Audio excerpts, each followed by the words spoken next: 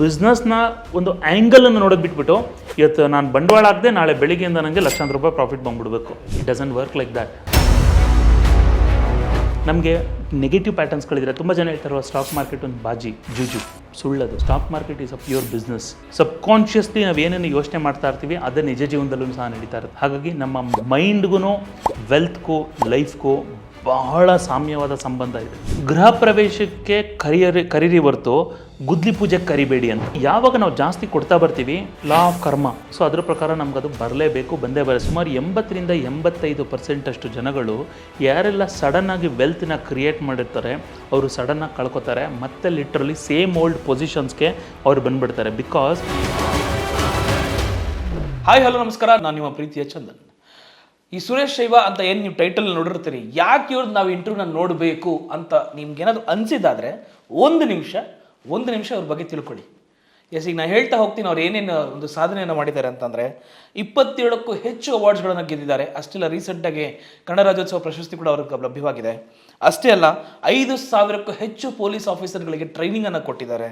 6,000ಕ್ಕೂ ಹೆಚ್ಚು ಒಂದು ಇಂಡಿವಿಜುವಲ್ ಆಗಿ ಕೌನ್ಸಿಲಿಂಗನ್ನು ಮಾಡಿರುವಂಥದ್ದು. ಅಷ್ಟೇ ಅಲ್ಲದೆ 1,00,000ಕ್ಕೂ ಹೆಚ್ಚು ಜನರಿಗೆ ಇವರು ಒಂದು ಫ್ರೀಯಾಗಿ ಟ್ರೈನಿಂಗ್ ಓವರ್ ಆನ್ಲೈನ್ ಕ್ಲಾಸಸ್ಗಳನ್ನು ಕೊಟ್ಟಿರುವಂಥದ್ದು. ಇನ್ನು ಇವ್ರದ್ದು ಇಲ್ಲಿ ಮಾತ್ರ ಅಲ್ಲ, ವಿದೇಶದಲ್ಲೂ ಅಂದರೆ ದುಬೈ ಮತ್ತು ಅಬುದುಬೈಯಲ್ಲೂ ಕೂಡ ಒಂದು ಟ್ರೈನಿಂಗ್ ಕ್ಲಾಸ್ಗಳನ್ನು ಹೊಂದಿದ್ದಾರೆ. 8 years ಆಫ್ ಸೈಕಾಲಜಿ ಸ್ಟೂಡೆಂಟು ಕೂಡ ಅವರು. ಅಷ್ಟೇ, ಅವ್ರು ಅದನ್ನೇ ಕೇಳಿದೆ, ಸರ್ ಸ್ಟೂಡೆಂಟ್ ಅಂತ ಯಾಕೆ ಹಾಕಿದ್ರೆ ಅಂದರೆ every day it's a learning ಅಲ್ವಾ. ಸೊ 12 ವರ್ಷಗಳ ಕಾಲ ರಿಗ್ರೆಷನ್ ಥೆರಪಿಸ್ಟ್ ಆಗಿದ್ದಾರೆ. ಅಷ್ಟೇ ಅಲ್ಲದೆ 15 ವರ್ಷಕ್ಕೂ ಹೆಚ್ಚು ಬ್ಯಾಂಕ್ಗಳಲ್ಲಿ ಕೆಲಸವನ್ನು ಮಾಡಿದ್ದಾರೆ, ಅದು ಟ್ರೈನಿಂಗ್ ಆಗಿ. ಬ್ಯಾಂಕಲ್ಲಿ ಕೆಲಸ ಅಲ್ಲ, ಟ್ರೈನಿಂಗನ್ನು ಕೊಟ್ಟಿದ್ದಾರೆ, ಫಿನಾನ್ಷಿಯಲ್ ಬಗ್ಗೆ ಟ್ರೈನಿಂಗನ್ನು ಕೊಟ್ಟಿದ್ದಾರೆ.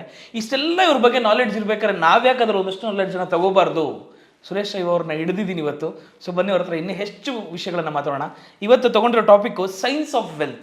ಸೈನ್ಸ್ಗೂ ವೆಲ್ತ್ಗೂ ಸಂಬಂಧನೇ ಇಲ್ಲ, ಬಟ್ ಅವ್ರು ಅದನ್ನು ಜಾಯಿನ್ ಮಾಡಿ ತುಂಬ ಚೆನ್ನಾಗಿ ಹೇಳ್ತಾರೆ. ಸೊ ಬನ್ನಿ sir, welcome to the show.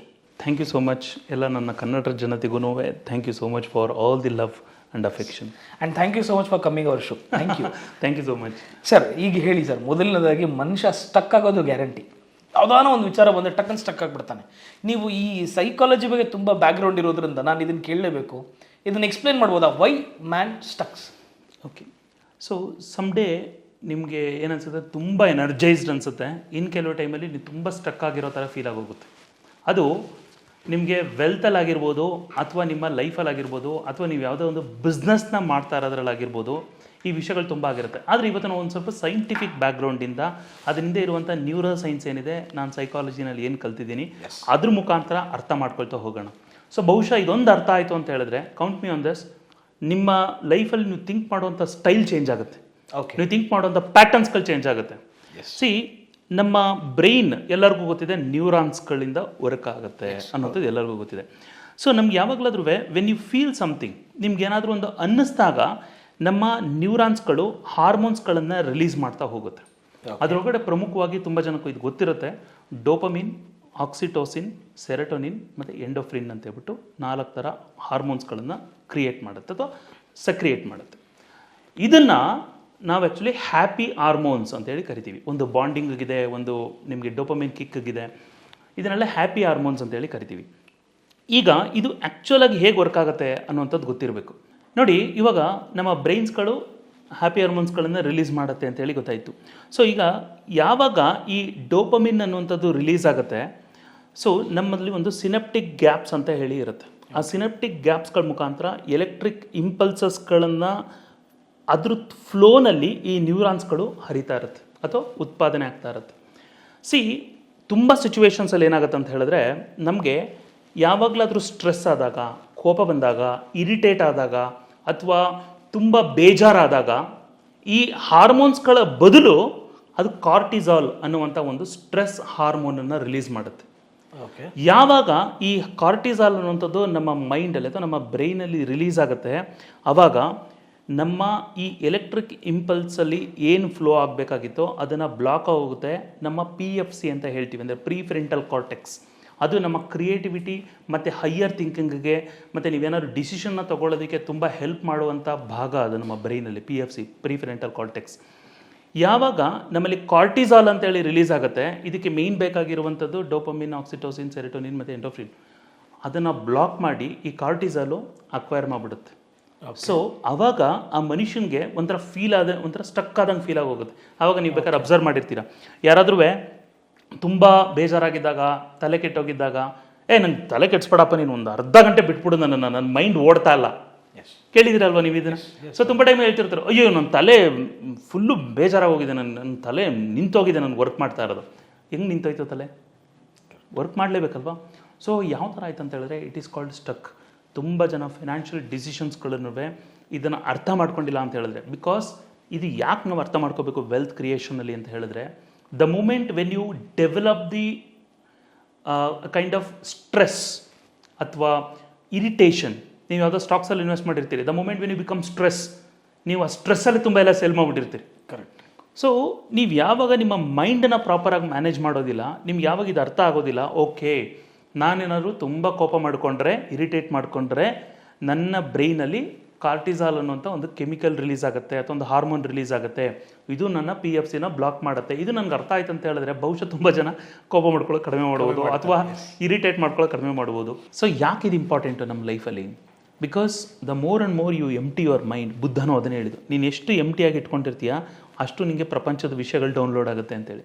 ಹಾಗಾಗಿ ನಿಮ್ಮ ವೆಲ್ತ್ ಕ್ರಿಯೇಷನಲ್ಲಿ ಹೊರಗಡೆಯಿಂದ ವೆಲ್ತ್ ಕ್ರಿಯೇಟ್ ಆಗುತ್ತೆ ಅನ್ನೋದಕ್ಕೂ ಮುಂಚೆ ಸೈಂಟಿಫಿಕ್ಕಾಗೂ ಅರ್ಥ ಮಾಡ್ಕೊಳ್ಳಿ, ಸ್ಪಿರಿಚುವಲ್ ಆಗಿ ಅರ್ಥ ಮಾಡ್ಕೊಳ್ಳಿ, ನಿಮ್ಮ ಮನಸ್ಸಿನ ಒಳಗಡೆ ಫಸ್ಟ್ ಕ್ರಿಯೇಟ್ ಆಗುತ್ತೆ ವೆಲ್ತ್.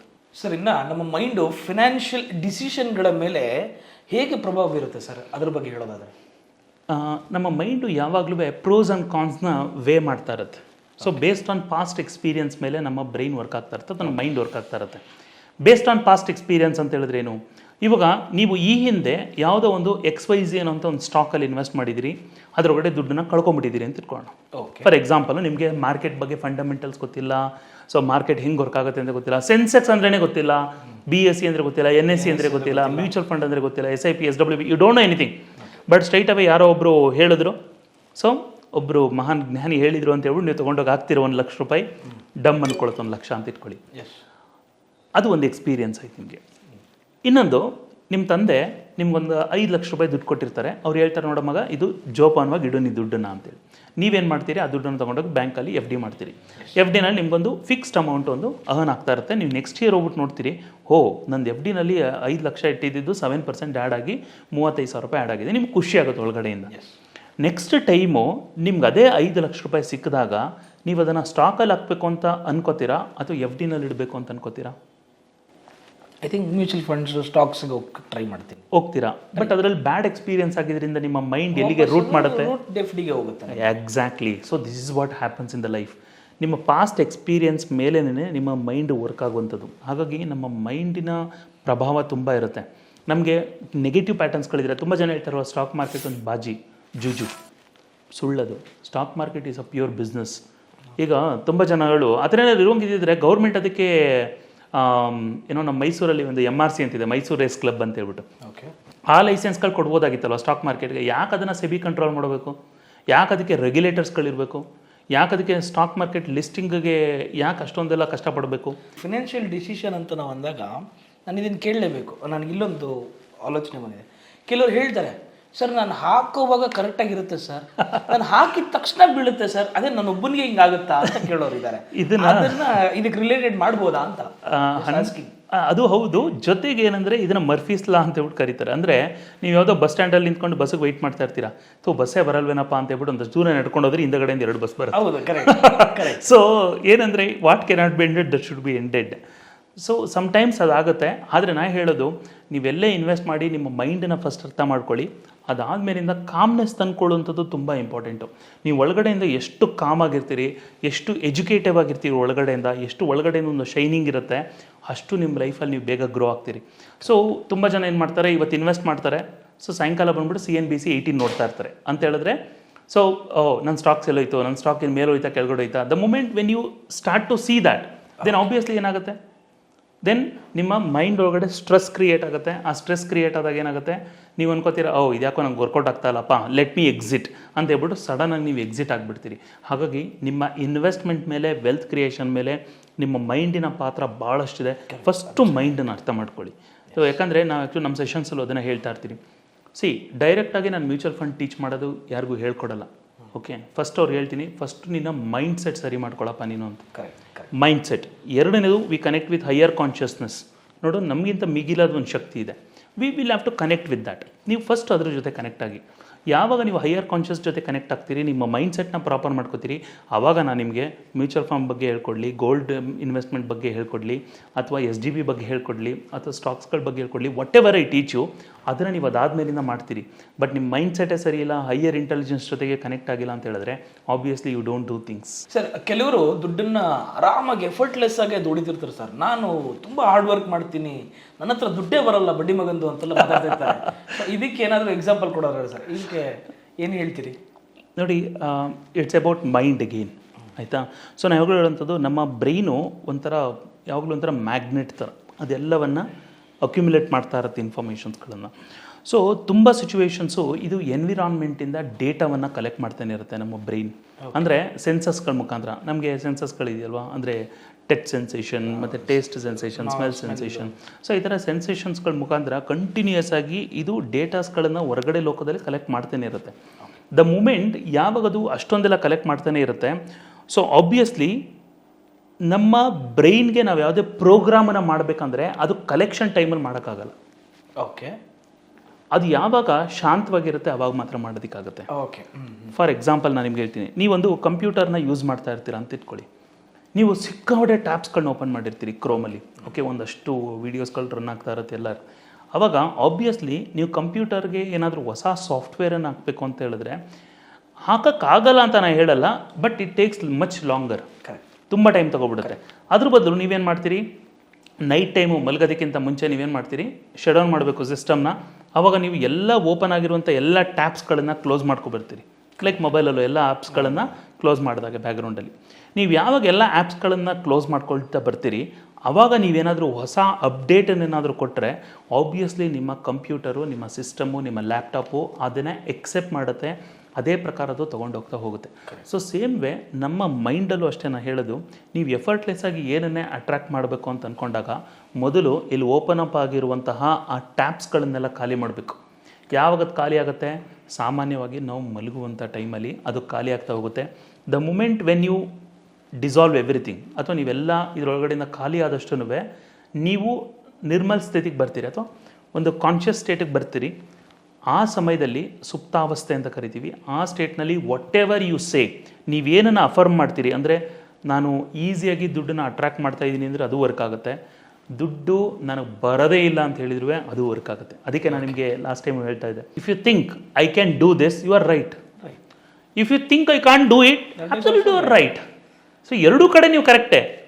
ಸೊ ನೀವು ಹೆಂಗೆ ಯೋಚನೆ ಮಾಡ್ತೀರಾ ಅನ್ನೋದ್ರ ಮೇಲೆ ನಿರ್ಧಾರ ಆಗ್ತಾ ಇರುತ್ತೆ. ಸರ್, ಇನ್ನು ನಮ್ಮ ವೀಕ್ಷಕರಿಗೆ ಒಂದಷ್ಟು ಟಿಪ್ಸ್ ಏನಾದರೂ ಕೊಡ್ಬೋದಾ ಸರ್? ಸ್ಟೆಪ್ಸ್ ಅಥವಾ tips to make an attract from your scientific and science, ಅದ್ರ ಮೂಲಕ ಏನಾದರೂ ಮಾಡ್ಬೋದಾ?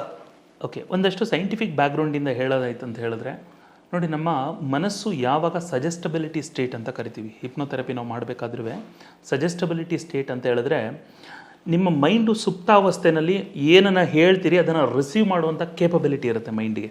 ಓಕೆ. ಅದು ಯಾವಾಗ ಅಂದರೆ ನಾವು ರಾತ್ರಿ ಇನ್ನೇನು ಮಂಪರು ಸ್ಥಿತಿ ಅಂತ ಹೇಳ್ತೀವಲ್ಲ, ಇನ್ನೇನು ಹಿಂಗೆ ತೂಕುಡಿಸ್ತಾ ಇರ್ತೀವಲ್ಲ, ಸೊ ಆ ಸಮಯ ಮತ್ತು ಬೆಳಗ್ಗೆ ಎದ್ದ ತಕ್ಷಣ ಈ ಎರಡೂ ಸ್ಟೇಟಲ್ಲಿ ನಾವು ಆಲ್ಫಾ ಅಂತೇಳಿ ಕರಿತೀವಿ. ನಮ್ಮ ಮೈಂಡಲ್ಲಿ ಪ್ಯಾಟರ್ನ್ಸ್ ಇದೆ, ಬೀಟಾ, ಆಲ್ಫಾ, ತೀಟಾ, ಡೆಲ್ಟಾ ಅಂತೇಳಿ.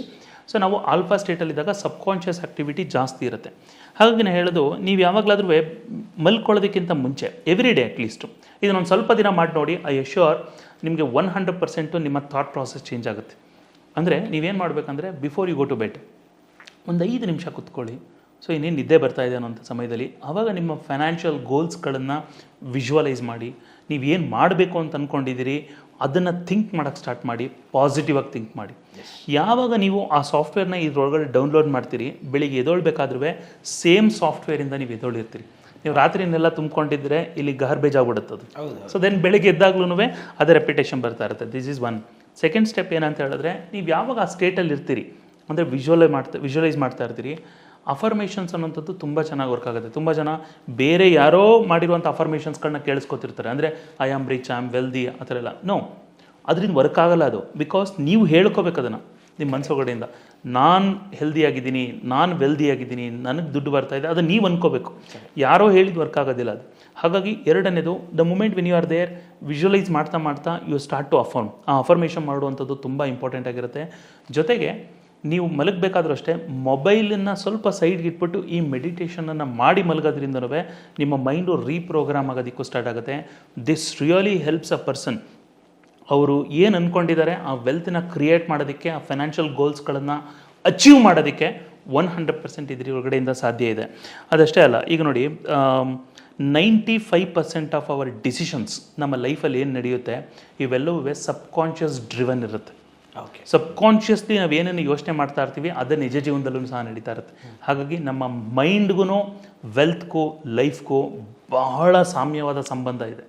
ಓಕೆ ಸರಿ, ನಾನು ಅದೇ ಸಬ್ಕಾನ್ಷಿಯಸ್ ಬಗ್ಗೆನೇ ಮಾತಾಡ್ತಿದ್ರಿ. ಇವಾಗ ನೀವು ನಮ್ಮ ಸಬ್ಕಾನ್ಷಿಯಸ್ ಒಂದು ಮೈಂಡಿಂದ ಒಂದು ರೀಶೇಪ್ ತೊಗೋಬೋದಾ? ಒಬ್ಬ ಬಿಸ್ನೆಸ್ ಮ್ಯಾನ್ ಫೇಲ್ ಆಗಿರ್ತಾನೆ, ಅದನ್ನು ಒಂದು ಸಬ್ಕಾನ್ಷಿಯಸ್ ಮೈಂಡಿಂದ ಒಂದು ಪ್ರಮುಖ ಪಾತ್ರ ಎಷ್ಟು ವಹಿಸುತ್ತೆ ಅದು ಅಂತ. ಸೊ ಆ್ಯಕ್ಟಿವಿಟೀಸ್ಗಳನ್ನ ಮಾಡ್ಕೊಂಡು ಬರೋಕ್ಕೆ ಹೇಳಿದೆ. ಅಂದರೆ ಫಸ್ಟು ನಿಮ್ಮ ಯೋಚನೆಗಳು ಯಾವ ಥರ ಇದೆ ಅನ್ನುವಂಥದ್ರ ಬಗ್ಗೆ ಬರ್ಕೊಂಡು ಬನ್ನಿ ಅಂತೇಳಿ. And also we give lot of scientific related ಎಲ್ಲ ಒಂದಷ್ಟು ಕೊಟ್ಟಿರ್ತೀವಿ. ಅಂದರೆ ಅವರು ಕನಸಲ್ಲಿ ತುಂಬ ವಿಷಯಗಳು ಬರುತ್ತೆ, ನಾವು ತುಂಬ ಜನ ಅದನ್ನು ಇಗ್ನೋರ್ ಮಾಡ್ತೀವಿ. ಆ ಕನಸಲ್ಲಿ ಬಂದಿದ್ದನ್ನೆಲ್ಲ ನೀವು ಬರೆದಿಟ್ಕೊಂಡು ಬರಬೇಕು ಅಂತ ಹೇಳಿದೆ. ಸೊ ಅದಾದಮೇಲೆ ನಂಗೆ ಗೊತ್ತಾಗಿದ್ದ ಆಶ್ಚರ್ಯ ಏನಂತ ಹೇಳಿದ್ರೆ, when he came and presented, ಅವ್ರು ಬಂದು ನಂಗೆ ಪ್ರೆಸೆಂಟ್ ಮಾಡಿದಾಗ ತುಂಬ ಆಶ್ಚರ್ಯ ಆಯಿತು. ಅವರು ಕನಸೊಳಗಡೆ ಏನು ಬಂದಿತ್ತು ಅಂತ ಹೇಳಿದ್ರೆ, ಯಾವುದೇ ಅಡ್ವರ್ಟೈಸ್ಮೆಂಟ್ಸ್ಗಳು ಬರಲಿ ಆ ಅಡ್ವರ್ಟೈಸ್ಮೆಂಟ್ಸ್ಗಳಿಗೆ ಈ ಯೂಸ್ ಟು ಸ್ಕಾಲ್ಡ್. ಓಕೆ. ಕೆಟ್ಟ ಪದಗಳಲ್ಲಿ ಬೈತಾ ಇದ್ರು ಅವರು. ಓಕೆ. ಅಷ್ಟೇ ಅಲ್ಲ, ಅವ್ರು ಯಾವುದೇ ಬ್ರ್ಯಾಂಡ್ಸ್ಗಳನ್ನು ನೋಡಿದಿದ್ರೆ ಇವರೆಲ್ಲರೂ ಲೂಟಿ ಮಾಡ್ತಾರೆ ಬ್ರ್ಯಾಂಡ್ಸ್ಗಳೆಲ್ಲ ಅಂತ ಅನ್ಕೋತಾ ಇದ್ರು. ಓಕೆ. ಮತ್ತು ಅವ್ರು ಯಾವುದೇ ಒಂದು ಬಿಸ್ನೆಸ್ಗಳನ್ನ ನೋಡಿದ್ರೆ ಆ ಬಿಸ್ನೆಸ್ಸು ತುಂಬ ಚೆನ್ನಾಗಿ ಹೈಟಲ್ಲಿ ಹೋಗಿದ್ದಾಗ ಇವನು ಯಾರ್ದೋ ತಲೆ ಮೇಲೆ ಕೈ ಇಟ್ಬಿಟ್ಟು ಮಾಡಿದ್ದಾನೆ ಅಂತ ಹೇಳ್ಬಿಟ್ಟು ಅನ್ಕೋತಾ ಇದ್ರು. ಓಕೆ. ದ ಮೂಮೆಂಟ್ ಯಾವಾಗ ಆಗುತ್ತೆ ನೋಡಿ, ಇದೊಂಥರ ನಾವು ಮೆಂಟಲ್ ಕಾನ್ಫ್ಲಿಕ್ಷನ್ ಅಂತ ಕರಿತೀವಿ. ಅಂದರೆ ನಮ್ಮ ಮೈಂಡ್ಗೆ ಎರಡು ಕಾನ್ಫ್ಲಿಕ್ಷನ್ ಸ್ಟೇಟ್ ಇರುತ್ತೆ. ಒಂದು ಸೈಡ್ ನಿಮ್ಮ ಬ್ರೈನ್ಗೆ ಏನು ಹೇಳ್ತೀರಿ, so you should be spiritual, you should be ethical in life, ತುಂಬ ಧರ್ಮದಿಂದ ಇರಬೇಕು ಅಂತೆಲ್ಲ ಹೇಳ್ತೀವಿ ಅಲ್ವಾ. ಅಪೋಸಿಟ್ ಸೈಡಲ್ಲಿ ಅಥವಾ ಆಲ್ಟರ್ನೇಟಿವ್ ಇನ್ನೊಂದು ಪಾರ್ಟ್ ಬಿ ಸೈಡಲ್ಲಿ ನೀವೇನಾದ್ರೂ ನಾನು ಬಿಸ್ನೆಸ್ ಅಂತ ಹೇಳಿದ್ರೆ ಅನ್ಎಥಿಕಲ್ಲು, ಯಾರ್ದೋ ತಲೆ ಮೇಲೆ ಹೊಡೆದೇನೆ ಬಿಸ್ನೆಸ್ ಮಾಡಿರ್ತಾರೆ, ಯಾರ್ದೋ ತಲೆ ಹೊಡೆದೇನೆ ಮನೆ ಕಟ್ಟಿರ್ತಾರೆ, ಅವರೆಲ್ಲರೂ ಯಾರೆಲ್ಲ ಕ್ಲಾಸಸ್ ಎಲ್ಲ ಮಾಡ್ತಾರೆ ಎಲ್ಲರೂ ದುಡ್ಡು ದೋಚವರು, ಲೂಟಿ ಮಾಡ್ತಾರೆ, ಸೊ ಬ್ರ್ಯಾಂಡ್ಸ್ಗಳೆಲ್ಲ fake. The moment when you keep on thinking like this, ನೀವು ಅದನ್ನೇ ಮಾಡೋಕ್ಕೆ ಹೋದಾಗ ನೆಗೆಟಿವ್ ಆಗಿ ಕನ್ವರ್ಟ್ ಆಗಿರುತ್ತೆ. ಅದನ್ನ ಪ್ರೋಗ್ರಾಮ್, ಅದು ಸಾಫ್ಟ್ವೇರು ಆ ಪ್ರೋಗ್ರಾಮ್ನ ಬರ್ಕೊಂಡಿರುತ್ತದು. ನೀವು ಯಾವಾಗ ಇದನ್ನು ತುಂಬ ಸೂಕ್ಷ್ಮವಾಗಿ ಅರ್ಥ ಮಾಡ್ಕೊಳ್ಳಿ, ಯಾವಾಗ ನೀವು ಅದೇ ವಿಷಯನ ಮಾಡಕ್ಕೆ ಹೋಗ್ತೀರಿ ಆಬ್ವಿಯಸ್ಲಿ ನಿಮ್ಮ ಮೈಂಡ್ ಒಳಗಡೆ ಅದು ಟ್ರಿಗರ್ ಆಗುತ್ತೆ. ಇದು ಅನ್ಎಥಿಕಲ್ ಅಂತ ನಮ್ಗೆ ಗೊತ್ತಿಲ್ದಂಗೆ ಸಬ್ಕಾನ್ಷಿಯಸ್ಲಿ ತುಂಬ ವಿಷಯಗಳು ಟ್ರಿಗರ್ ಆಗ್ತಾ ಇರುತ್ತೆ. ಸೊ ನೀವು ಯಾವಾಗ ಆ ಥರ ಯೋಚನೆ ಮಾಡ್ತೀರಿ, ನಾನು ಏನಾದರೂ ಬಿಸ್ನೆಸ್ನ ಬಿಲ್ಡ್ ಮಾಡಬೇಕು ಅಂತ ಹೇಳಿ, ಆಲ್ಟರ್ನೇಟಿವ್ಲಿ ಪಾರ್ಟ್ ಬಿ ಸೈಡಲ್ಲಿ ಇನ್ನೊಂದು ಮೈಂಡ್ ಹೇಳ್ತಾ ಇದೆ, ಇಲ್ಲಪ್ಪ ನೀನು ಬಿಸ್ನೆಸ್ ಮಾಡಿದ್ರೆ ಅನ್ಎಥಿಕಲ್ ಆಗಿ ಮಾಡ್ತೀಯಾ, ಬಿಸ್ನೆಸ್ ಮಾಡೋರೆಲ್ಲ ಅನ್ಎಥಿಕಲ್ಲು, ಬ್ರ್ಯಾಂಡ್ಸ್ ಎಲ್ಲ ಲೂಟಿ ಮಾಡೋರು. ನಾವೇ ನಮ್ಮ ಮೈಂಡ್ನ ಫಿಕ್ಸ್ ಮಾಡಿ ನಮಗೂ ಮಾಡದಿರೋ ರೀತಿ ಅದು ಮಾಡ್ಕೊಂಡ್ಬಿಟ್ಟಿರ್ತೀವಿ. So this is what happens while shaping the reality. ನಮ್ಮ ಸಬ್ಕಾನ್ಷಿಯಸ್ ಮೈಂಡು ನಮ್ಮನ್ನು ಭಾಳಷ್ಟು ರಿಯಾಲಿಟೀಸ್ಗಳನ್ನ ಶೇಪ್ ಮಾಡ್ತಾ ಇರುತ್ತೆ ಅಂತ ಹೇಳೋದಕ್ಕೆ ಇದು one of the example. So ಅವಾಗ ನಾನು ಹೇಳೋದು, ಫಸ್ಟು ಯಾವುದೇ ಬ್ರ್ಯಾಂಡ್ಸ್ಗಳನ್ನ ನೋಡಿದ್ರು ಜಲಸ್ ಆಗಬೇಡಿ. ಯಾವುದೇ ಬ್ರ್ಯಾಂಡ್ಸ್ಗಳನ್ನು ನೋಡಿದ್ರು, ಯಾವುದೇ ಆ್ಯಡ್ಸ್ಗಳನ್ನು ನೋಡಿದ್ರು, ಬಿಕಾಸ್ ನಮ್ಗೆ ಗೊತ್ತಿಲ್ಲ, ಈಗ ನಮ್ಮ ಮೈಸೂರಲ್ಲಿ ರಾಮಸ್ವಾಮಿ ಸರ್ಕಲಿಂದ ಹಿಡಿದು ಒಂಟಿಕೊಪ್ಪಲಿಂದ ಹಿಡಿದು ಎಲ್ಲ ಕಡೆ ಹೋರ್ಡಿಂಗ್ಸ್ಗಳಿದೆ. ಅಲ್ಲಿ ಯಾವುದಾದ್ರು ಒಂದು ಆ್ಯಡ್ ನೋಡಿದ ತಕ್ಷಣ ಅವ್ರು ಅದ್ರ ಬಗ್ಗೆ ಏನು ಫೀಲಿಂಗ್ ಇಟ್ಕೋತಾರೆ. ಯಾಕಂದ್ರೆ ನಾಳೆ ನೀವೇ ಅಲ್ಲಿ ಆ್ಯಡ್ ಹಾಕ್ಬೋದು, ಯಾರು ಗೊತ್ತು, ನಾಳೆ ನೀವೇ ಟಿ ವಿನಲ್ಲಿ ಅಡ್ವರ್ಟೈಸ್ಮೆಂಟ್ ಕೊಡ್ಬೋದು, ಯಾರು ಗೊತ್ತು, ನಾಳೆ ಯೂಟ್ಯೂಬಲ್ಲಿ ನೀವೇ ಆ್ಯಡ್ಸ್ಗಳನ್ನ ರಿಲೀಸ್ ಮಾಡ್ಬೋದು, ಯಾರು ಗೊತ್ತು. So the more and more you have a negative associations. ನೀವೆಷ್ಟು ನಿಮ್ಮ ಬ್ರ್ಯಾಂಡ್ಸ್ಗಳ ಬಗ್ಗೆ ನೆಗೆಟಿವ್ ಅಸೋಸಿಯೇಷನ್ಸ್ಗಳನ್ನು ಇಟ್ಕೊಂಡಿದ್ದೀರಿ, ಅಷ್ಟೇ ಪ್ರಮಾಣದಲ್ಲಿ ನಿಮ್ಮ ಮೈಂಡ್ ಒಳಗಡೆಯಿಂದ ಅದಕ್ಕೆ ಗ್ರಡ್ಜ್ ಅನ್ನೋಂಥ ಡೆವಲಪ್ ಆಗ್ತಾ ಹೋಗುತ್ತೆ. ಅದು ಇನ್ವಿಸಿಬಲ್ ಫೋರ್ಸ್ ಆಗಿ ಡೆವಲಪ್ ಆಗುತ್ತೆ.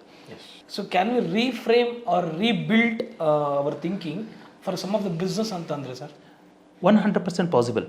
ಇವಾಗ್ಲವ್ರಿಗೂ ಆಲ್ರೆಡಿ ಅನ್ಕೊಂಬಿಟ್ಟಿರ್ತಾರಲ್ವಾ, ಎಲ್ಲ ಅನ್ಎಥಿಕಲ್ ಆಗಿ ಮಾಡ್ತಾರೆ, ಬ್ರ್ಯಾಂಡ್ಗಳಲ್ಲಿ ಲೂಟಿ ಮಾಡ್ತಾರೆ, ಹಾಗೆ ಅಂತ ಬಿಟ್ಟೆಲ್ಲ ಅನ್ಕೋತಿರ್ತಾರಲ್ವ. ನೀವು ಅದನ್ನು ರೀಫ್ರೇಸ್ ಮಾಡಿ. ಅಂದರೆ the people who are all doing a business, ಯಾರೆಲ್ಲ ಬಿಸ್ನೆಸ್ ಮಾಡ್ತಾ ಇದ್ದಾರೆ, they are trying to solve somebody's problem. Because business ಅಂದರೆ ಏನು, what is the purpose of business? ನಾನು ಕ್ಲೈಂಟ್ಸ್ಗಳ ಹತ್ರ ಕೇಳಿದ್ರೆ ಫಸ್ಟ್ ಏನು ಹೇಳ್ತಾರೆ ಗೊತ್ತಾ ಅವರು, ಸರ್ ದುಡ್ಡು ಮಾಡೋದು ಅಂತ. See, business purpose is not making money.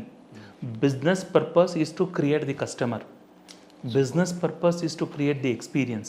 Business purpose is to make people to understand their own shortcomings. ಅವರ ಸ್ವಂತ ಶಾರ್ಟ್ಕಮಿಂಗ್ಸ್ಗಳೇನಿದೆ ಅದನ್ನು ಅರ್ಥ ಮಾಡಿಸುವಂಥದ್ದು. ಅದಾದಮೇಲಿಂದ ಆ ಪ್ರಾಬ್ಲಮ್ಸ್ಗೆ ಸೊಲ್ಯೂಷನ್ಸ್ ಕೊಡುವಂಥದ್ದು ಬಿಸ್ನೆಸ್ ಆಗಿರಬೇಕು. ನೀವು ಯಾವಾಗ ಅದನ್ನು ಆಪ್ರೇಟ್ ಮಾಡ್ತೀರಿ ಆಟೋಮೆಟಿಕ್ಕಾಗಿ ಬ್ಯಾಕ್ಗ್ರೌಂಡಲ್ಲಿ ನೀವೇನೇನು ಅಂದ್ಕೊಂಡಿರ್ತೀರಿ ಅವೆಲ್ಲವೂ ಸಾಧ್ಯ ಆಗ್ತಾ ಹೋಗುತ್ತೆ. ಬಟ್ ತುಂಬ ಸಿಚುವೇಶನ್ಸಲ್ಲಿ ತಪ್ಪೇನು ಮಾಡ್ತಾರೆ ಅಂದರೆ ರಾದರ್ ಅವರು ಬಿಸ್ನೆಸ್ನ ಒಂದು ಆ್ಯಂಗಲನ್ನು ನೋಡೋದು ಬಿಟ್ಬಿಟ್ಟು ಇವತ್ತು ನಾನು ಬಂಡವಾಳ ಹಾಕಿದೆ ನಾಳೆ ಬೆಳಿಗ್ಗೆಯಿಂದ ನನಗೆ ಲಕ್ಷಾಂತರ ರೂಪಾಯಿ ಪ್ರಾಫಿಟ್ ಬಂದ್ಬಿಡ್ಬೇಕು. It doesn't work like that. So ಏನಂದರೆ ಸ್ಮಾಲ್ ಟ್ರೆಂಡು ಬೇಗ ವ್ಯಾನಿಷ್ ಆಗೋಗುತ್ತೆ. ಅರ್ಲಿ ಸಕ್ಸಸ್ಸು ಈಗ ಗೊತ್ತಿರುತ್ತೆ ತುಂಬ ಟೈಮ್. ಸೊ ಹಾಗಾಗಿ they don't know how to manage that. So ಹಾಗಾಗಿ ನಾನು ಯಾವಾಗಲೂ ಹೇಳುವಂಥದ್ದು have some good vibes about some business. So ಯಾವಾಗ ಯಾರಾದ್ರೂ ಬಿಸ್ನೆಸ್ ಮಾಡ್ತಾಯಿದ್ರೆ ಈರ್ಷ್ಯ ಪಡಬೇಡಿ, ಇರಿಟೇಟ್ ಮಾಡ್ಕೋಬೇಡಿ. ಸೊ ಅದನ್ನು ಸಿ ಆ್ಯಸ್ ಇಟ್ ಈಸ್. ಸ್ಪಿರಿಚುಯಾಲಿಟಿನಲ್ಲಿ ಅದನ್ನೇ ನಾವು ಹೇಳೋದು, accept the things as it is. ಅದು ಹೇಗಿದೆ ಆ ಥರ ಒಪ್ಕೋಬೇಕು ನಾವು. So that's how we grow ಅಂತ ಹೇಳಿ. ಸರ್, ನಮ್ಮ ಎಕ್ಸ್ಪೀರಿಯನ್ಸಲ್ಲಿ ನಾವು ನೋಡಿರ್ತೀವಿ, ರಾತ್ರಿ ಕೋಟ್ಯಾಂತರ ರೂಪಾಯಿ ಬಂದ್ಬಿಡುತ್ತೆ ಒಬ್ಬರಿಗೆ. ಒಂದು ಲಾಟ್ರಿ ಹೊಡೆದಿರೋದು. ನಾವು ರೀಸೆಂಟಾಗಿ ನೋಡಿದ್ರೆ ಕೇರಳದಲ್ಲಿ ಒಬ್ರಿಗೆ ಲಾಟ್ರಿ ಹೊಡೆದಿತ್ತು. ಬಟ್ ಅಗೈನ್ ಒಂದು ಸ್ಪ್ಯಾನ್ ಆಫ್ ಇಯರ್ಸಲ್ಲಿ ನೋಡಿದ್ರೆ ಅಗೈನ್ ಈ came back to zero. Yes. So ಈ ಥರ ಒಂದು ಸಿಚುವೇಶನ್ನ ಹೇಗೆ ಹ್ಯಾಂಡಲ್ ಮಾಡೋದು ಸರ್? ಅದನ್ನು ನಿಮ್ಮ ಒಂದು ಸ್ಪಿರಿಚುಯಾಲಿಟಿಲಿ ಹೇಳೋದಾದ್ರೆ ಅದನ್ನು ಸ್ಪಿರಿಚುಯಾಲಿಟಿನಲ್ಲಿ ಅಥವಾ ನಾನು ಸೈಂಟಿಫಿಕ್ ಬ್ಯಾಕ್ಗ್ರೌಂಡಲ್ಲಿ ಹೇಳೋದಾಯ್ತು ಅಂತ ಹೇಳಿದ್ರೆ, ನಾನೊಬ್ಬರು ತುಂಬ ಒಳ್ಳೆ ಫ್ರೆಂಡ್ ಒಬ್ಬರಿದ್ದರು. ಅಂದರೆ ನಮ್ಮ ಮೈಸೂರಿಂದ ಸ್ವಲ್ಪ ಮುಂದೆ ಒಂದು ಪಾಂಡುಪುರ ಅಂತಿದೆ. ಹೌದು. ಸೊ ಆ ಪಾಂಡುಪುರದವರು ಅವ್ರದ್ದೊಂದು ಕಬ್ಬೆಲ್ಲ ಬೆಳೀತಾಯಿದ್ರು ಅವ್ರದ್ದು ಜಮೀನಲ್ಲಿ, ಗದ್ದೆನಲ್ಲೆಲ್ಲ. ಆ ಟೈಮಲ್ಲಿ ಅವರೊಬ್ಬ ಫ್ರೆಂಡ್ ಹತ್ರ ಹೋಗ್ಬಿಟ್ಟು ಒಂದು ಕಾರ್ ಕೇಳಿದ್ದಾರೆ. So he ignored. ನನಗೆ ಕಾರ್ ಕೊಡೋದಕ್ಕಾಗಲ್ಲ ಅಂತ ಹೇಳ್ಬಿಟ್ಟು. ಅದಾದಮೇಲೆ ನನಗೆ ನೀ ಕಾರ್ ಕೊಡಲ್ವಾ ಅಂತ ಹೇಳ್ಬಿಟ್ಟು ಏನು ಮಾಡಿದ್ದಾನೆ ಮನುಷ್ಯ, ಅವರ ತಂದೆ ಅವ್ರ ಅಕ್ಕನ ಮದುವೆ ಮಾಡಬೇಕಾಗಿರುತ್ತೆ. ಸೊ ನನ್ನ ಫ್ರೆಂಡ್ ಅವ್ರ ಅಕ್ಕಂದು. ಸೊ ಆ ಸಮಯದಲ್ಲಿ ಒಂದು ಜಮೀನು ಮಾರ್ತಿರ್ತಾರೆ. ಇವನೇನು ಮಾಡ್ತಾನೆ, ಇನ್ನೊಂದು ಸ್ವಲ್ಪ ಜಮೀನು ಸೇರಿಸ್ಬಿಟ್ಟು ಮಾಡಿಸ್ಬಿಡ್ತಾನೆ. ಹೇಳ್ತಾರದ 6-7 ವರ್ಷ ಕೆಳಗಡೆ ಮಾತು. ಓಕೆ. ಸೊ ಯಾವಾಗ ಜಮೀನೆಲ್ಲ ಮಾಡಿಸ್ಬಿಟ್ರು, ಸೊ ಲಕ್ಷಾಂತರ ರೂಪಾಯಿ ದುಡ್ಡು ಬಂತು ಆ ಟೈಮಲ್ಲೆಲ್ಲ ಫುಲ್ಲು. ಆ ಟೈಮಲ್ಲಿ ಲಕ್ಷಾಂತರ ರೂಪಾಯಿ ಅಂತ ಹೇಳಿದ್ರೆ ಈಗ ಕ್ರೋಸ್ ಟುಗೆದರ್ ಸಮಾನ. ಸೊ ಆ ಟೈಮಲ್ಲಿ ನನಗೆ ನೀನು ಕಾರ್ ಕೊಡಲ್ವಾ ಅಂತ ಹೇಳ್ಬಿಟ್ಟು he has brought the Scorpio. ಆಯಿತಾ? ಸೊ ಅದಾದ್ಮೇಲೆ ಯಾಕಂದ್ರೆ because of the show of, because ನನಗೆ ಕೊಟ್ಟಿಲ್ವ, ನಾನು I will prove what I am ಅಂತ ಹೇಳ್ಬಿಟ್ಟು. ಸೊ ಯಾವಾಗ ಈ ಥರ ಸಿಚುವೇಶನ್ಸಲ್ಲಿ ಅವನು ಬಿಲ್ಡ್ ಮಾಡ್ತಾ ಹೋದ, because of the miss management, literally ಅದಾದ ನಂತರ ಮತ್ತೆ ಇವಾಗ ಒಂದು ಕಡೆ ಅಕೌಂಟೆಂಟಾಗಿ ಕೆಲಸ ಮಾಡ್ತಾ ಇದ್ದಾರೆ ಮನುಷ್ಯ. ಓಕೆ, ಅಂದರೆ ಬರೀ 20-25 ಸಾವಿರ ರೂಪಾಯಿ ಸಂಬಳಕ್ಕೆ. ಸೊ ನಾನು ಏನು ಹೇಳೋಕ್ಕೆ ಟ್ರೈ ಮಾಡ್ತಾ ಇದ್ದೀನಿ ಅಂತ ಹೇಳಿದ್ರೆ, the moment when you mismanage something, ಆವಾಗ ಮನುಷ್ಯ ಎಲ್ಲವನ್ನ ಕಳ್ಕೊತಾನೆ. ಇದನ್ನು ಸ್ವಲ್ಪ ಸೈಂಟಿಫಿಕ್ಕಾಗಿ ಹೇಳ್ತೀನಿ ಕೇಳಿ. ಒಂದು ನಮ್ಮ ಬ್ರೈನಲ್ಲಿ ಒಂದು NEP ಅಂತ ಹೇಳ್ಬಿಟ್ಟು ಒಂದು ರೆಡಿ ಮಾಡಿ ಇಟ್ಕೊಂಡಿರುತ್ತೆ. ಸಿಂಪಲ್ ಲ್ಯಾಂಗ್ವೇಜಲ್ಲಿ ಹೇಳ್ತಾ ಇದ್ದೀನಿ ನಾನು. ಅಂದರೆ ನ್ಯೂರೋ ಎಕ್ಸ್ಪೆಕ್ಟೆನ್ಸಿ ಪಾಯಿಂಟ್ ಅಂತ ಕರಿತೀವಿ ಅದನ್ನು. ಅಂದರೆ ನಮ್ಮ ಬ್ರೈನು ಈ ಒಂದು ಹಾರ್ಟ್ಗೂ ಒಂದು NEP ಇರುತ್ತೆ. ಅಂದರೆ ಇಷ್ಟೇ ನಾನು ಥ್ರಾಬಿಂಗ್ ಮಾಡಿಸ್ಬೇಕು ಅಂತ ಹೇಳ್ಬಿಟ್ಟು, ಇಷ್ಟೇ ಪ್ರಮಾಣದಲ್ಲಿ ಹೊಡಿಬೇಕಿದು ಹಾರ್ಟ್ ಅಂತೇಳಿ ನಮ್ಮ ಬ್ರೈನ್ ಗೊತ್ತಿರುತ್ತೆ. ನಮ್ಮ ಬಾಡಿ ಟೆಂಪ್ರೇಚರ್ವೇ ಇಷ್ಟೇ ಪ್ರಮಾಣದಲ್ಲಿ ಇರಬೇಕು ಅಂತ ಹೇಳ್ಬಿಟ್ಟು ನಮ್ಮ ಬ್ರೈನ್ ಗೊತ್ತಿರುತ್ತೆ. ಅಷ್ಟನ್ನೇ ಮೇಂಟೈನ್ ಮಾಡೋಕ್ಕೆ ಟ್ರೈ ಮಾಡ್ತಾ ಇರುತ್ತೆ ನಮ್ಮ ಬಾಡಿನೂ. ಇದೆಲ್ಲ ಕಾನ್ಷಿಯಸ್ನೆಸ್ಸಲ್ಲಿ ವರ್ಕ್ ಆಗುವಂಥದ್ದು. ಅಂದರೆ ಸಬ್ ಕಾನ್ಷಿಯಸ್ ಲೆವೆಲ್ ಒಳಗಡೆ. ಅದೇ ಪ್ರಕಾರ ನಮ್ಮ ಈ ವೆಯ್ಟ್ ಇಷ್ಟೇ ಪ್ರಮಾಣದಲ್ಲಿ ನನ್ನ ವೆಯ್ಟ್ ಇರಬೇಕು ಅಂತ ಹೇಳ್ಬಿಟ್ಟು ಬಾಡಿಗೆ ಗೊತ್ತಿರುತ್ತೆ. ನೀವು ಯಾವಾಗಲಾದ್ರೂ ಜಸ್ಟ್ ಅಬ್ಸರ್ವ್ ಮಾಡಿ, ನಿಮ್ಗೆ ಇನ್ ಕೇಸ್ ಏನಾದರೂ ಸ್ವಲ್ಪ ವೆಯ್ಟ್ ಗೈನ್ ಆಗ್ತಿದ್ರೆ ನಿಮ್ಮ ಮೈಂಡ್ ಏನು ಹೇಳುತ್ತೆ, ವೆಯ್ಟ್ ಜಾಸ್ತಿ ಆಗ್ತಿದೆಯಾ ಕಣ ನೀನು ಅಂತ ಮೈಂಡ್ ಒಳಗಡೆಯಿಂದ ಹೇಳುತ್ತೆ. ಸೊ ಅವಾಗ ನಾವೇನು ಮಾಡ್ತೀವಿ, ವೆಯ್ಟನ್ನು ರಿಡಕ್ಷನ್ ಮಾಡೋಕ್ಕೆ ಹೋಗ್ತೀವಿ. ಅಥವಾ ನಾವು ತುಂಬ ಸಣ್ಣ ಆಗ್ತಾಯಿದ್ರು ಮೈಂಡ್ ಹೇಳುತ್ತೆ ನೀವು ವೆಯ್ಟ್ ಸಣ್ಣ ಆಗ್ತಾಯಿದ್ರೆ. ಅಂದರೆ ಇವೆಲ್ಲವೂ ಏನಂದ್ರೆ ಒಂದು ಸ್ಟೆಬಿಲೈಸರ್ ಥರ ಅಂತ ಇಟ್ಕೊಳ್ಳಿ. ಸೊ ಆ ಥರ ಸ್ಟೆಬಿಲೈಸರ್ ಇಟ್ಕೊಂಡಿರುತ್ತೆ ನಮ್ಮ ಮೈಂಡು. ಒಂದು NEP ಪಾಯಿಂಟ್ ಅಂದರೆ ನ್ಯೂರೋ ಎಕ್ಸ್ಪೆಕ್ಟೆನ್ಸಿ ಪಾಯಿಂಟ್ ಇಟ್ಕೊಂಡಿರುತ್ತೆ. ಅದಕ್ಕಿಂತ ಮೇಲೋಗಲಿ ಅಥವಾ ಅದಕ್ಕಿಂತ ಕೆಳಗಡೆ ಬರಲಿ ಬ್ರೈನು ಅಲರ್ಟ್ ಮಾಡುತ್ತೆ. ಏಯ್ ನೀನು ತಪ್ಪು ಮಾಡ್ತಾ ಇದೆಯಾ, ಅಥವಾ ನಿನಗೆಲ್ಲೋ ಔಟ್ ಆಫ್ ಕಂಟ್ರೋಲ್ ಹೋಗ್ತಾ ಇದೆ ಇದು ಅಂತ ಹೇಳ್ಬಿಟ್ಟು. ಇವೆಲ್ಲವೂ ನಮ್ಮ ಬಾಡಿಗೆ ಒಂದು ಸಿಗ್ನಲ್ ಥರ ಪಾಸ್ ಆಗ್ತಾ ಇರುತ್ತೆ. ಅದೇ ಪ್ರಕಾರದಲ್ಲಿ ನಮ್ಮ ಹೋಲ್ ಬಾಡಿನೂ ರಿಯಾಕ್ಟ್ ಮಾಡ್ತಾ ಇರುತ್ತೆ. ನಾವು ಈ ಪಾಯಿಂಟ್ ಅರ್ಥ ಆಯಿತು ಅಂತ ಹೇಳಿದ್ರೆ ನೆಕ್ಸ್ಟು ನಾನು ಏನು ಹೇಳ್ತೀನಿ ಅದು ನಿಮ್ಗೆ ಈಸಿಯಾಗಿ ಅರ್ಥ ಆಗುತ್ತೆ. ಗಾಲಪ್ ಸರ್ವೆ ಅಂತ ಹೇಳ್ಬಿಟ್ಟು ಒಂದಿದೆ, ಅದು ನೀವು ಇಂಟರ್ನೆಟಲ್ಲೆಲ್ಲ ಸಿಗುತ್ತೆ. ಅವರು ಒಂದು ರಿಸರ್ಚನ್ನು ಮಾಡ್ತಾರೆ ಹ್ಯೂಮನ್ ಬಿಹೇವಿಯರ್ ಬಗ್ಗೆ, ಅಂದರೆ ಮನಿ ರಿಲೇಟೆಡ್ಗಳ ಬಗ್ಗೆ. ನೀವು ಹೇಳಿದಾಗೆ ಯಾರಾದ್ರೊಬ್ಬರು ಲಾಟ್ರಿ ಹೊಡೆದವರು ಅಥವಾ ಯಾವ್ದಾದ್ರು ಒಂದು ಜಮೀನು ಮಾರಿದವರು, ನಾನು ಹೇಳಿದಾಗೆ ಇವರೆಲ್ಲ 5-6 ವರ್ಷ ಆದ ತಕ್ಷಣ ಸೇಮ್ ಓಲ್ಡ್ ಪೊಸಿಷನ್ಗೆ ಬಂದುಬಿಟ್ಟಿರ್ತಾರೆ. ಇದನ್ನೊಂದು ಸ್ವಲ್ಪ ಚೂರು ಸೂಕ್ಷ್ಮವಾಗಿ ಅರ್ಥ ಮಾಡಿಸೋದಕ್ಕೆ ಟ್ರೈ ಮಾಡ್ತೀನಿ ನಾನು ನಿಮಗೆ. ಇನ್ನೂ ಸಿಂಪ್ಲೆಸ್ಟ್ ಎಕ್ಸಾಂಪಲಲ್ಲಿ ಗಾಲಪ್ ಸರ್ವೆ ಅವ್ರು ಏನು ಮಾಡಿದ್ರು ಅಂದರೆ, ಒಂದು ಲಾಟ್ರಿ ವಿನ್ನರ್ಸ್ಗಳದ್ದು ಅವ್ರುಗಳ ಸರ್ವೆ ಮಾಡ್ತಾರೆ. ಅದರಲ್ಲಿ ಏನು ಗೊತ್ತಾಗುತ್ತೆ ಅಂದರೆ, ಸುಮಾರು 80-85% ಅಷ್ಟು ಜನಗಳು ಯಾರೆಲ್ಲ ಸಡನ್ನಾಗಿ ವೆಲ್ತ್ನ ಕ್ರಿಯೇಟ್ ಮಾಡಿರ್ತಾರೆ ಅವರು ಸಡನ್ನಾಗಿ ಕಳ್ಕೊತಾರೆ. ಮತ್ತೆ ಲಿಟ್ರಲಿ ಸೇಮ್ ಓಲ್ಡ್ ಪೊಸಿಷನ್ಸ್ಗೆ ಅವ್ರು ಬಂದುಬಿಡ್ತಾರೆ. ಬಿಕಾಸ್ ನಮ್ಮ ಮೈಂಡು ಅವ್ರದ್ದೊಂದು ಫೆಮಿಲಿಯರ್ ಪ್ಯಾಟರ್ನ್ಸ್ ಅಂತ ಹೇಳಿ ಇರುತ್ತೆ, ಅಲ್ಲಿಗೆ ತೊಗೊಂಡು ಬರೋಕ್ಕೆ ಟ್ರೈ ಮಾಡ್ತಾ ಇರುತ್ತೆ. ತುಂಬ ಸಿಂಪಲ್ ಒಂದು ಎಕ್ಸಾಂಪಲ್, ನೀವೀಗ ಪಾಯಿಂಟ್ A ಇಂದ ಪಾಯಿಂಟ್ Bಗೆ ಡೈಲಿ ಒಂದು ಕಡೆ ಟ್ರಾವೆಲ್ ಮಾಡ್ತಾ ಇರ್ತೀರಾ. ಫಾರ್ ಎಕ್ಸಾಂಪಲ್, ನೀವು ನಿಮ್ಮ ಆಫೀಸಿಂದ ನಿಮ್ಮ ಮನೆಗೆ ಹೋಗ್ತಾ ಇರ್ತೀರ, ಒಂದು ರೂಟ್ ಕಂಡಿಡ್ಕೊಂಡಿರ್ತೀರ. ಎವ್ರಿ ಡೇ ಅದೇ ರೂಟಲ್ಲಿ ನೀವು ಹೋಗಬೇಕು. ಒಂದು ದಿವಸ ಅಲ್ಲೇನೋ ಹಳ್ಳ ತೋಡ್ತಾ ಇದ್ರು ಅಥವಾ ರೋಡ್ ಕನ್ಸ್ಟ್ರಕ್ಷನ್ ನಡೀತಾ ಇತ್ತು, ನೀವು ಪಕ್ಕದ ರೋಡ್ಗೆ ಹೋಗ್ತೀರಾ ಅಂತ ಇಟ್ಕೊಳ್ಳಿ, ಮತ್ತೆ ಅದೇ ರೋಡ್ಗೆ ನಿಮ್ಗೆ ಗೊತ್ತಿಲ್ದಂಗೆ ಜಾಯ್ನ್ ಆಗ್ತೀರಿ ನೆಕ್ಸ್ಟ್ ಕ್ರಾಸ್ ಬಿಟ್ಟು. ಮೇ ಬಿ ಅದು 1 ಕಿಲೋಮೀಟರ್ ಜಾಸ್ತಿ ಆದ್ರೂ ನೀವು ಅದೇ ರೋಡಲ್ಲಿ ಹೋಗ್ತಾ ಇರ್ತೀರಿ. ನೀವೇನಾದ್ರು ಆಲ್ಟರ್ನೇಟಿವ್ ರೋಡಲ್ಲಿ ಹೋಗೋಕೆ ಏನಾದ್ರು ಮಾಡಿದ್ರೆ ನಿಮ್ಮ ಮೈಂಡ್ ಒಪ್ಪೋದಿಲ್ಲ ಅದನ್ನು. ಸೇಮ್ ಥಿಂಗ್ ನಮ್ಮ ಲೈಫಲ್ಲೂ ಆಗುತ್ತೆ. ಯಾವಾಗ ನಿಮಗೆ ವೆಲ್ತ್ ಅನ್ನೋಂಥದ್ದು ಆಲ್ ಆಫ್ ಎ ಸಡನ್ ಬರುತ್ತೆ, ಲಾಟ್ರಿ ಅನ್ನೋಂಥದ್ದು ಆಲ್ ಆಫ್ ಎ ಸಡನ್ ಉಳಿಯುತ್ತೆ, ಇದನ್ನ ಸಡನ್ ವೆಲ್ತ್ ಸಿಂಡ್ರೋಮ್ ಅಂತ ಕರೀತಾರೆ. ನಿಮ್ಮ ಮೈಂಡು ಆ ಸ್ಟೆಬಿಲೈಸರಿಂದ ಯಾವಾಗ ಆಚೆ ಹೋಗ್ತಾ ಇರುತ್ತೆ ಅವಾಗ ಅನ್ಸುತ್ತೆ, ಹೇ ಇದು ತಪ್ಪಾಗ್ತಾ ಇದೆ, ಇದು ಯಾಕೋ ನಂದಲ್ವಲ್ಲ, ಇದು ನನ್ನ ಫೆಮಿಲಿಯರ್ ಪ್ಯಾಟರ್ನ್ ಅಲ್ವಲ್ಲ ಇದು ಅಂತ ಹೇಳಿ it finds all the ways to bring you back to the same old position.